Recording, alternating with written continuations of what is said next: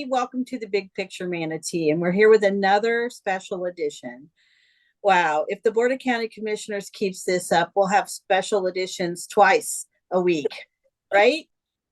Right. So the breaking news this week is that the Manatee County Sheriff's Office has recommended to the state attorney's office that they investigate the allegations that Scott Hopes destroyed public records on his last day of employment with Manatee County.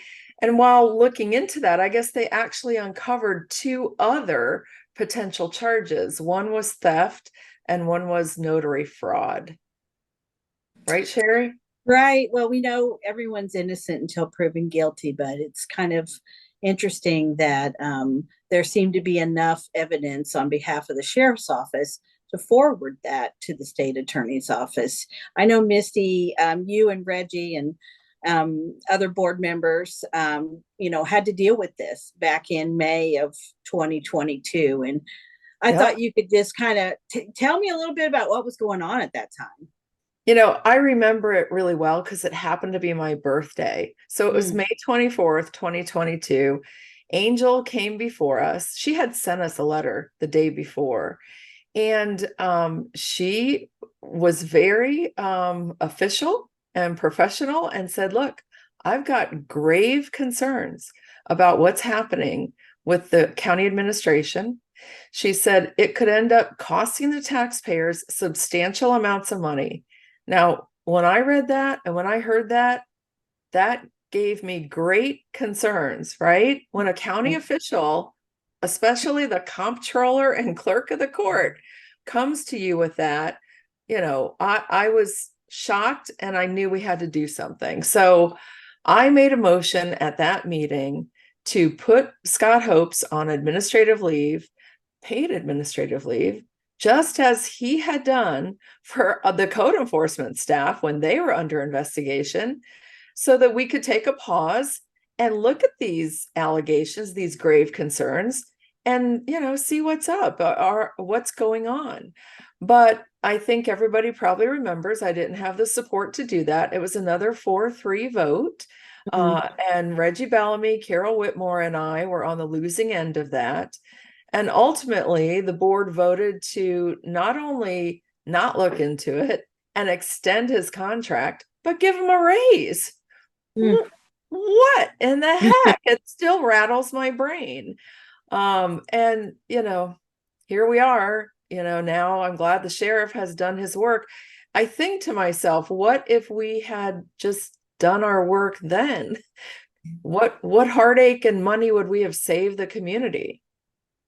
Well, the following day after that happened, or the same day, actually, the county lost their great CFO, Jan Brewer, who submitted her letter of resignation, basically indicating that, she, as the CFO, could not continue to work under circumstances where, rules might be broken, they may not being followed, the financial side of it, she was being kept out of decisions by the administrator that were involving the staff that she was responsible for in procurement and HR and all the financial work.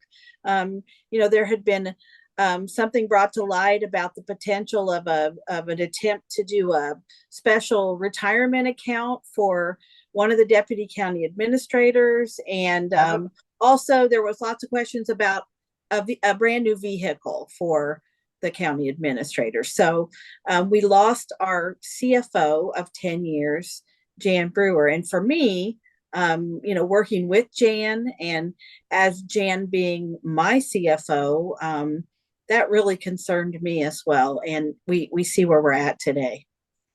She was one of the main pillars of county government, right? You've got to have a really good CFO, somebody who's watching over the money. And yeah, that was such a loss. And I remember that, Administrator Hopes was getting a car allowance per his contract. But yet he ordered a brand new Tahoe, said it was going to be for the employees at one of the departments, probably administration's department, I don't remember, to drive, but yet it really was his vehicle to drive.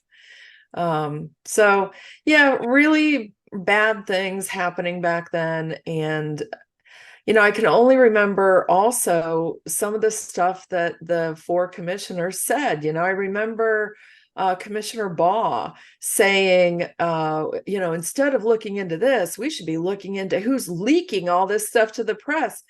Shocking, right? There's Right. nothing to leak in county government to the press.